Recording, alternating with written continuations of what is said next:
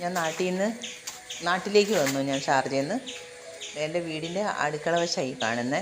അവിടെ ഞാനൊരു കരിവേപ്പ് നട്ടുപിടിപ്പിച്ചിട്ടുണ്ട്. കാന്താരിമുളക് തൈ നട്ടുപിടിപ്പിച്ചിട്ടാണ് ഞാൻ പോയിരുന്നത്. മഴയൊക്കെ ഇല്ലായിരുന്നോ, ഞാൻ ഓർത്തില്ല കേട്ടോ മുളകൊക്കെ ഉണ്ടാവുമെന്ന്. നിറയെ മുളകുണ്ടായിരുന്നു ഞാൻ വന്നപ്പോൾ. ഞാനത് പറിച്ചെടുക്കുന്ന വീഡിയോ എടുക്കാൻ മറന്നുപോയി. അത് പറിച്ചെടുത്തു.